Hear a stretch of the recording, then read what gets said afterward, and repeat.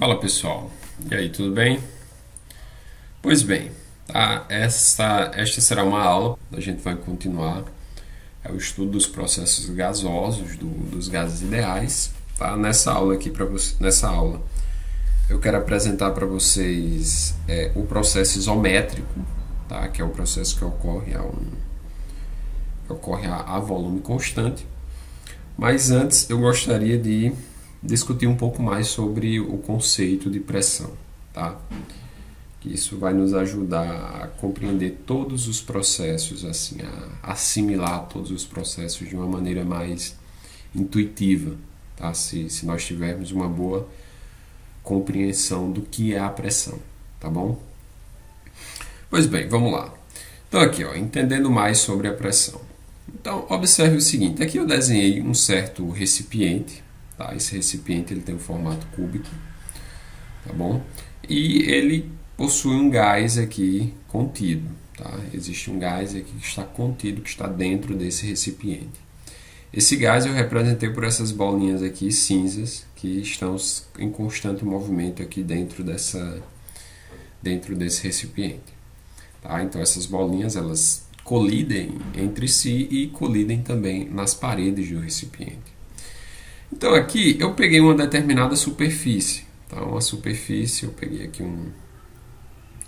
eu tracei aqui um quadrado nessa face do cubo e chamei essa superfície aqui de S. Pois bem, a pressão sobre essa superfície, tá? A pressão sobre essa superfície que eu destaquei é justamente o número de choques, tá? Por área, por intervalo de tempo, tá certo?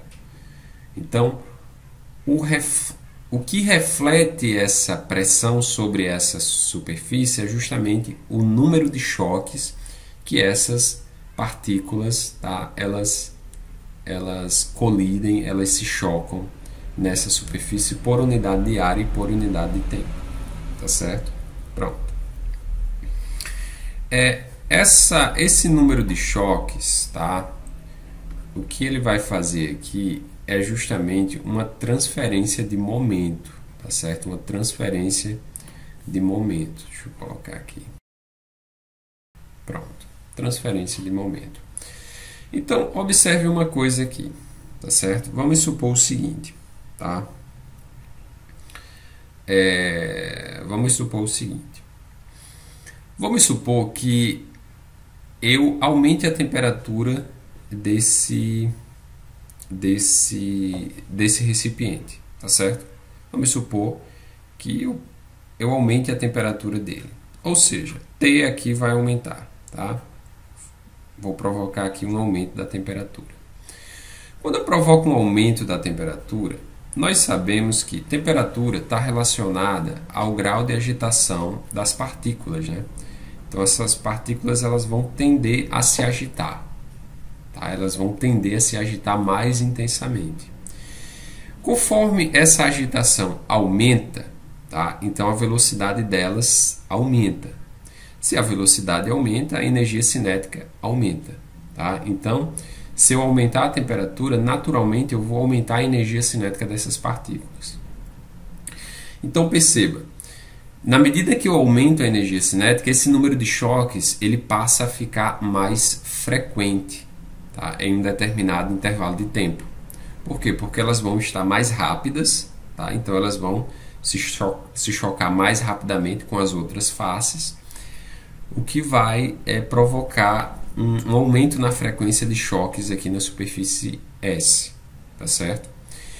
Então, percebam uma coisa, além do aumento da frequência, tá, também vai acontecer de que esses choques eles vão ser mais intensos. Por quê? Porque as partículas elas estão mais rápidas, tá? Então, além do aumento do número de choques, o que vai acontecer é que esses choques vão ser mais intensos. Então, isso provoca o quê? Provoca um aumento na pressão, tá certo? Então, se eu aumentar a temperatura, a pressão aumenta. Por outro lado, se eu diminuir a temperatura, o que vai acontecer? A energia cinética vai diminuir. Se a energia cinética diminui, então a frequência de choques também diminui, tá? E a intensidade de choques também diminui. Então, neste caso aqui, tá? Neste caso, a pressão ela vai diminuir. Tá? Ela vai diminuir. Então, a pressão nesse caso aqui, ela diminui. Tá certo? Pronto. Tá? Isso aqui é para o caso da temperatura. Tá certo? É para o caso da temperatura. Agora, vamos fazer o seguinte, tá? Eu vou aumentar o volume, tá? Eu vou aumentar o volume desse recipiente. Como é que eu faço isso? Digamos que seja possível que eu aumente o volume desse recipiente, que naturalmente ele passe a ficar maior. Bem, se esse recipiente passar a ter um volume maior, o que vai acontecer é que essas partículas elas vão ter que percorrer uma distância maior para poder se chocarem com essa superfície. Se elas passam a percorrer uma distância maior, até uma distância maior em um intervalo de choque, tá? Então esse intervalo, esse ΔT entre os choques também vai aumentar, tá certo? Então, se esse ΔT aumenta, tá? Então o que vai acontecer é que o número de choques por intervalo de tempo vai diminuir, o que vai fazer com que a pressão, tá, ela diminua. Então, se o volume diminuir, a pressão diminui. Não, desculpa. Se o volume aumentar, a pressão diminui. Tá? A pressão diminui. Agora, por exemplo, se o volume diminuir agora, digamos que agora a gente vai diminuir o espaço que essas partículas têm para se mover. Tá? Esse volume ele vai diminuir. Na medida que nós diminuímos o volume desse recipiente, essas faces elas ficam mais próximas. Tá? O que vai fazer com que a frequência de choques aumente. Por quê? Porque elas vão percorrer uma distância menor, tá, até se chocarem com uma das superfícies. Então, se nós diminuirmos o volume, naturalmente o que vai acontecer é que a pressão ela vai aumentar. Tá? Naturalmente aqui, ó, nós temos que a pressão ela aumenta. A pressão aumenta. Perfeito. Pronto. Agora, por exemplo, existe também outra maneira de nós aumentarmos esse número de choques. Que seria o quê? Seria aumentar o número de partículas ali dentro. Então, seja N, tá? O número de partículas contidas aqui dentro desse recipiente. Se nós aumentarmos o número de partículas, naturalmente o número de choques vai aumentar. Por quê? Porque nós vamos ter mais partículas dentro do recipiente. Então, a pressão ela também aumenta com o número de partículas. Tá? A pressão ela também vai aumentar com o número de partículas. Se o número de partículas diminuir, bem, acontece o contrário, né? A pressão ela diminui. Tá certo? A pressão ela diminui. Pronto. Tá? Agora, observem o seguinte. Essa questão de transferência de momento, tá? Transferência de momento é o quê? É uma variação do momento linear, tá? De uma determinada colisão. Tá? Isso aqui na mecânica é igual, tá, ao momento linear final menos o momento linear inicial. Tá certo? E nós sabemos que isso aqui é igual a um impulso, que é o quê? Que é a força que atua sobre um determinado tempo. Tá? Isso aqui é o que nós chamamos de impulso. Tá? Impulso. Pronto. Então, ó, percebam bem. Esse número de choques, tá? Eles contribuem com o quê? Com uma variação, tá? Com uma transferência de momento. Só que essa transferência de momento é igual ao quê? É igual à variação, tá, do momento final menos o momento inicial. Tá? É igual à variação do momento. E essa variação é igual a um impulso de uma determinada força. Tá bom? Então, ó, nós podemos reescrever essa expressão aqui da pressão dessa maneira. Tá? Pressão vai ser igual o quê? Vai ser igual a transferência de momento dividido pela área, dividido pelo intervalo de tempo. Só que essa transferência de momento é o quê? É a força vezes o intervalo de tempo. Tá? Dividido por A, dividido por ΔT. Bem, aqui nós observamos que o ΔT ele aparece em cima e embaixo, então nós podemos cancelar. Quando nós fazemos esse cancelamento, nós ficamos que a pressão é igual ao quê? É igual a força vezes, não, dividido pela área. Então, essa expressão da pressão aqui, tá, já é conhecida por nós, né? É conhecida por nós. Nas aulas passadas, tá, na última aula, inclusive, eu expliquei a pressão, eu defini a pressão como sendo isso aqui. Tá bom? Pronto. Então, ó, guardem consigo essas relações aqui, tá certo? Se a temperatura aumenta, a pressão aumenta. Se a temperatura diminui, a pressão diminui. Se o volume aumenta, a pressão diminui. Se o volume diminui, a pressão aumenta. Tá? Se o número de partículas aumentar, a pressão naturalmente vai aumentar. E se diminuir, a pressão diminui. Tá bom? Pronto. Então, vamos seguir, tá? Vamos seguir aqui. Pronto. Aqui, pessoal, é o seguinte, ó. Então, transformação isométrica, tá? Então, a transformação isométrica é uma transformação que ocorre a um volume constante, tá? Então, observe que nessa transformação a grandeza V, tá? A grandeza V, ela vai se manter constante, ou seja, um valor único, né? Tá? A transformação isométrica, ela também tem outros nomes, tá? Ela pode ser chamada de transformação isocórica ou isovolumétrica, tá? Qualquer um desses três nomes aqui são válidos, viu? E essa transformação nós podemos compreender como processo também, tá? Então, muitas vezes pode se apresentar como um processo isotérmico. Então, ó, percebam bem, aqui nós temos o seguinte. Imagine que nós temos aqui um recipiente, tá? Esse recipiente aqui ele possui um volume constante, tá? Ele tem um volume constante que não varia, tá? E ele contém um gás aqui dentro dele, e esse gás ele está confinado. Perceba que esse recipiente ele está tampado e essa tampa dele está travada.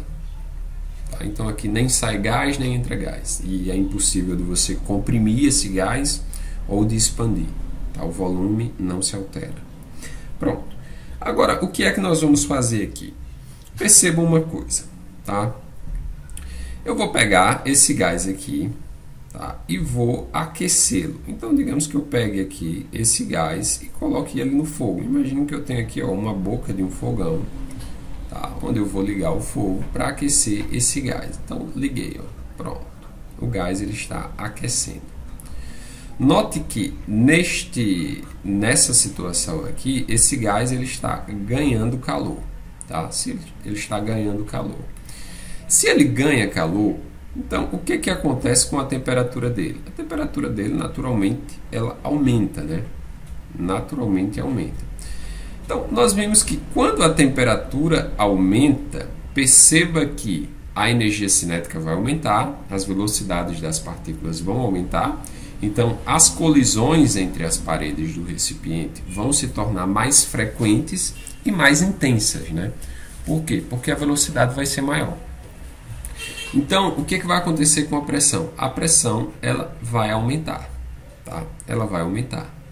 Então, nesse processo aqui, nós podemos chamar um processo de aquecimento, tá? Aquecimento, por quê? Porque ele está recebendo calor e a temperatura está se elevando. Então, aquecimento isométrico. Isométrico. Por quê? Porque é um aquecimento que ocorre a um volume constante. Tá? Por outro lado, se eu pegar o mesmo recipiente, tá, e colocá-lo do lado aqui de alguns blocos de gelo, tá bom? Então, digamos que eu pegue alguns blocos de gelo, tá, e coloque aqui próximo desse recipiente. Pedras de gelo, tá bom? Coloque aqui próximos desse recipiente. Pedras de gelo. O que vai acontecer aqui é que agora, em vez desse gás ganhar calor, ele vai perder. Então, o calor ele vai tender, tá, a sair da parte mais quente para a parte mais fria. tá bom? Consequentemente, esse gás aqui, ele vai ter a sua temperatura diminuída. Então, a temperatura desse gás, ela tenderá a diminuir. Se a temperatura diminui, então a pressão também diminui. Por quê? Porque a velocidade das partículas diminui, né? Então a frequência de choques diminui e a intensidade dos choques. Então, nós podemos chamar esse processo aqui, ó, de resfriamento. Resfriamento isométrico. Pronto. Pois bem, então perceba só uma coisa, tá? Nós temos um processo de aquecimento e de resfriamento. Agora, vamos representar esses processos aqui no diagrama PV, tá? Então, deixa eu colocar aqui, diagrama PV, ou seja, pressão versus o volume, tá? Então, vamos aqui, ó. Deixa eu fazer um gráfico aqui.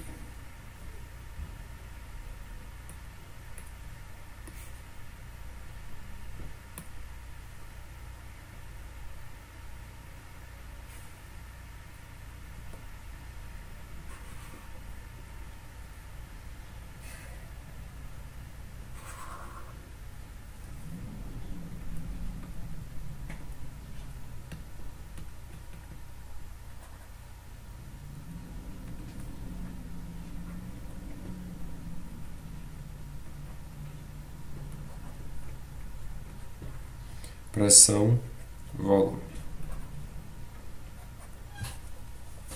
Pronto.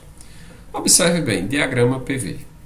Então, ó, veja só, esse diagrama PV é justamente um diagrama, um gráfico, onde nós iremos representar todas as transformações que a gente vai ver a partir de agora, tá? Essa é a primeira transformação que nós estamos vendo, a transformação isométrica, tá bom? Mas haverão outras, tá? Então, esse diagrama, ele é uma ferramenta muito útil para a gente fazer representações dessas transformações e avaliar como varia as variáveis de estados, né, em determinada transformação.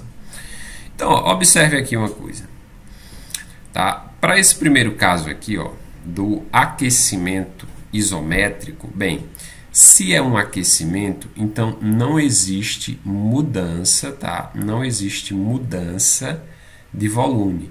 Então o volume aqui, ele permanece constante, tá? Então vamos desenhar aqui uma reta, ó. Pronto. Essa reta aqui representa o quê? Representa um processo isométrico. Por quê? Porque não há variação de volume, tá? Esse valor que tem aqui, ó, esse valor aqui do volume, ele é fixo, tá? Ele é constante. Constante. Pronto. Agora perceba uma coisa. O que que acontece, tá, aqui? Quando nós aumentamos a temperatura, a pressão ela aumenta. Então, os valores de pressão têm que aumentar. Então, por isso que nós vamos colocar uma seta aqui para cima. Por quê? Porque em um volume fixo, tá? E em um volume fixo, a pressão ela aumenta. Então, isso aqui só pode ser o quê? Só pode ser um aquecimento, tá? Um aquecimento.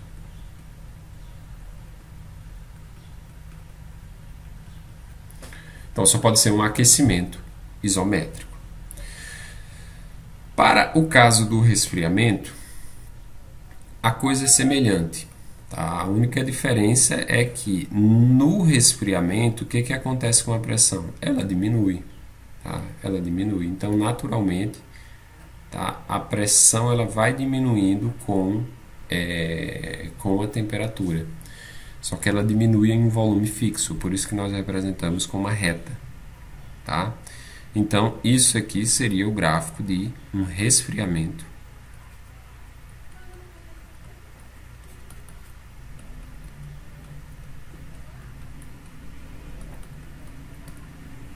Resfriamento isométrico, tá certo? Isso para o quê? Para o diagrama PV, tá certo? Para o diagrama PV. Existem vários outros diagramas, tá, que relaciona outras grandezas, outras variáveis de estado. Tá? Pronto. Ok, pessoal. Então aqui, ó, da equação de Clapeyron, tá?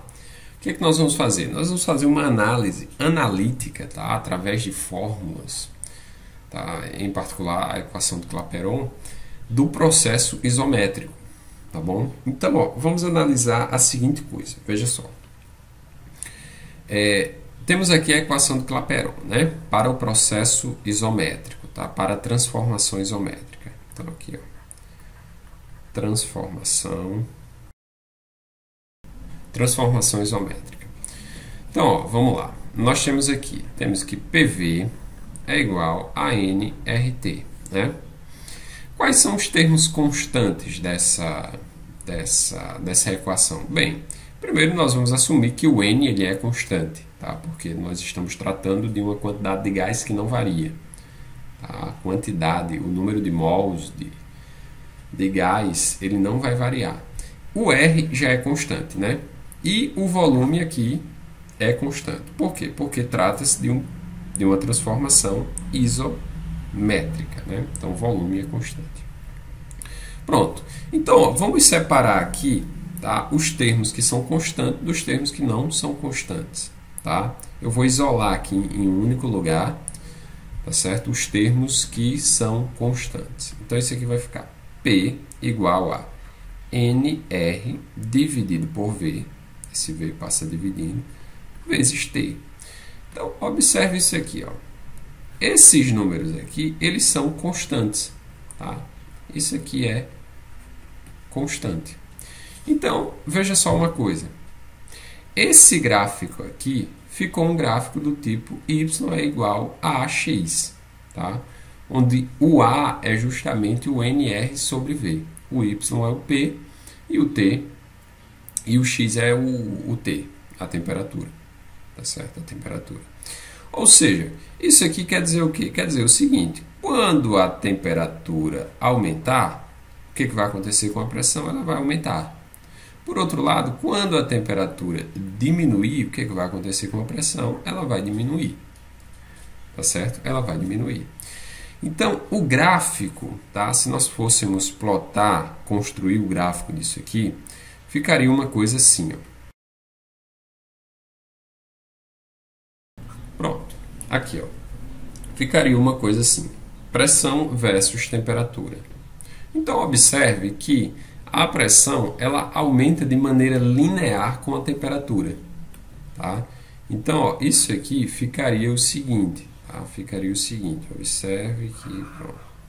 Isso aqui é um processo, tá? É um processo a volume constante. É um processo isométrico. Só que aqui escrito, né, no diagrama, nós podemos chamar isso aqui de diagrama PT. O diagrama que nós vimos anteriormente é o PV. Esse aqui já é o PT. Tá? Pressão versus temperatura. Então, observe uma coisa. Se nesse diagrama, tá? Se nesse diagrama nós temos um aumento da temperatura, tá? Nós temos esse aqui, um aumento da temperatura, então isso aqui é o quê? Isso aqui é um aquecimento. É um aquecimento, tá? Aquecimento o quê? Isométrico. Um aquecimento isométrico. Se por outro lado, tá? Nós tivéssemos isso aqui, ó. Nós tivéssemos esse processo aqui, tá? Com a seta em sentido contrário, ou seja, indicando que a temperatura está diminuindo. Então, esse processo aqui seria um resfriamento. Resfriamento. Tá? Só que aqui escrito no diagrama PT. Tá? Escrito no diagrama PT. Tá bom? Pronto. Agora, vamos imaginar a seguinte coisa. Tá? Vamos lá. Deixa eu escrever aqui. Pronto, pessoal, aqui, ó. Vamos considerar aqui, ó. Considere dois processos de aquecimento isométrico no diagrama PT, tá certo? Diagrama pressão versus temperatura. Então aqui nós temos dois aquecimentos, tá? Nós sabemos que é aquecimento por quê? Porque por causa dessa seta aqui, né? Que indica um sentido crescente da temperatura, né? Pronto. Agora, cada um desses processos aqui, ele foi realizado em um volume diferente. Ou seja, vamos chamar esse processo aqui, tá? Processo realizado em um volume V1, e esse processo aqui, processo realizado em um volume V2. Onde cada um desses processos tem um certo ângulo, tá certo? Vou chamar esse aqui, ó, de ângulo alfa, e esse outro aqui, ó, de ângulo beta. Tá? Pronto. Agora, observe uma coisa aqui. Tá? Observe uma coisa. Vamos lá. De acordo com a equação de Clapeyron, nós temos o quê? Nós temos que PV é igual a nRT, né? Então, nesse caso, nós sabemos que V é constante, nós sabemos que V é constante, N é constante e R é constante. Então, as únicas grandezas que variam aqui é P e T, de maneira que a variação só vai ocorrer aqui, ó, delta P, V é igual a N, R, delta T, ou seja, se ocorrer uma variação na temperatura, essa variação vai se refletir, tá, em uma variação na pressão. Então, nós podemos escrever isso aqui assim, ó, delta P sobre delta T é igual ao quê? A NR sobre V. Tá? NR sobre V. E isso aqui, pessoal, tá? Esse termo aqui é exatamente... Tá? É exatamente a inclinação dessa curva. A inclinação dessa curva. Então, ó, isso aqui nós podemos dizer que isso aqui é a tangente do ângulo. Tá? É a tangente do ângulo, seja alfa ou seja beta. Pronto. Então, observe uma coisa. Aqui nós vamos ter o seguinte. Nós vamos ter que beta é um ângulo maior do que alfa, né? Então, aqui ó, nós temos que beta é um ângulo maior do que alfa. Se beta é maior do que alfa, então nós temos que a tangente de beta é maior que a tangente de alfa. Tá? Só que a tangente de beta é o quê? É NR sobre V1, que é o volume que está associado a essa curva aqui, cuja inclinação dela é beta. Então, esse aqui vai ser NR sobre V1, que é maior do que tangente de alfa, que vai ser NR sobre V2, tá? Porque a curva cuja inclinação é alfa está associada ao volume V2. Pronto, então aqui V2. Maravilha. Bem, esse NR aqui, ó, ele se cancela. Né? Então, vai ficar somente o que? Vai ficar 1 sobre V1, que é maior do que 1 sobre V2. Tá? E isso aqui, pessoal, isso aqui vai ser igual ao seguinte. Quando eu quero encontrar a relação entre esses volumes, ou seja, eu quero saber qual é maior, qual é o menor, né? Porque eu sei que eles são diferentes. Então, ó, olhem para cá. Olhem para cá. Quando eu passar esse volume aqui, ó, o V1 para cima, e passar o V2 aqui para cima, eu tenho que inverter esse sinal aqui de desigualdade. Tá? Então, isso aqui vai ficar o quê? Vai ficar V1, tá? Que agora é menor do que V2. Pronto. Então, neste caso aqui, ó, nós sabemos que o aquecimento que ocorre ao volume V2, tá? É um aquecimento que ocorre dentro de um recipiente cujo o volume ele é maior, tá certo? Cujo volume ele é maior, tá? Então, ó, então pessoal, aqui, ó, a partir do diagrama PT, tá? Onde nós temos aqui dois aquecimentos isométricos, nós encontramos a relação de que V2 é maior do que V1. Se nós fôssemos representar essas duas curvas aqui, ó, no diagrama PV, nós representaríamos assim, tá? Como V2 é maior do que V1, então V2 ele tem que estar aqui, ó, ocupando um certo valor de V, tá? Deixa eu só pegar aqui. Como V2 é maior do que V1, então o V2, ó, ele tem que ocupar aqui, ó, um valor de V. Isso aqui é para V2, tá? Isso aqui, ó, é para V2 maior do que V1, né? Então o V1 ele ocuparia um valor mais ou menos aqui, ó, que fosse menor do que V2, né? Pronto, então aqui nós temos o V1. Pronto, então aqui nós temos dois aquecimentos isométricos representados em um diagrama PV, tá? Pessoal, então é isso. Essa aula tem algumas... Essa matemática, ela, assim, para o aluno que não está acostumado com isso aqui, pode ser meio complicado dele compreender, tá? Mas qualquer dúvida que você tiver, por favor, entre em contato comigo, tá bom? Essas relações aí, tangente, coeficiente angular, isso aí, se você entrar em contato comigo, eu posso lhe explicar mais, de maneira mais detalhada, tá bom? Pessoal, então é isso. Então fiquem com Deus e aguardem aí a próxima aula. Tchau!